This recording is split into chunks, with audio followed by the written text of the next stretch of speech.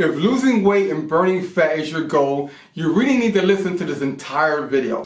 Everyone will have their own idea about losing weight. Get on a low-carb diet, says your best friend. Just stop eating bread, says your coworker. Do sit-ups every day, says your buddy in the gym with absolute confidence and his amazing wisdom. Others will tell you that you should be drinking detox drinks or some sort of supplement that will have you shredding fat in no time. Then there are various diets and eating techniques, Atkins, Paleo, ketogenic, and intermittent fasting. The list goes on and on. Friends will have rave reviews about yoga, Pilates, progressive overload, reverse pyramid, pole dancing, swimming, running, cardio, and an endless list of suggestions that will have your mind spinning until you realize you tired yourself out just by thinking about it. Successful weight loss will have one common denominator, whether it's due to exercise, diet, or a combination of both. Weight loss is achieved only when there is a calorie deficit. Repeat these words with me: calorie deficit. In simple terms, a calorie deficit is when your body burns off more than what your body consumes. Example, you consume 2,000 calories in one day and your body burns 2,200 calories. This equates to a 200 calorie deficit, which if accumulated over a long period of time will lead to a significant weight loss.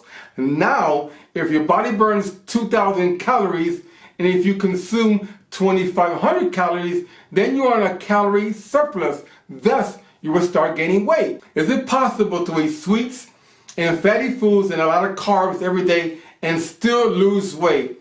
The answer is yes. So as long as the quantities do not exceed your total daily energy expenditure. The first step to effective weight loss is to first determine our basal metabolic rate, or BMR, and your TDEE, your total daily energy expenditure. BMR represents the total number of calories you need in a day to live and for your organs to function without having to do anything. So next we will need to compute our total daily energy expenditure, or TDEE. This represents the amount of calories we consume going about our daily activities. Now once we have determined our BMR and more important our TDEE, the next step, if weight loss is the goal, is to make sure that our daily caloric intake will be less than our TDEE. Once we establish a regular pattern of doing this, only then can weight loss and the shredding of fat take place. Yes, we do have to count calories and range this against our physical activities if we want to do things in a systematic and scientific manner. To lose 1 pound of body weight, we need to burn 3,500 calories. Therefore, a calorie deficit of 500 a day will lead to a loss of 1 pound per week.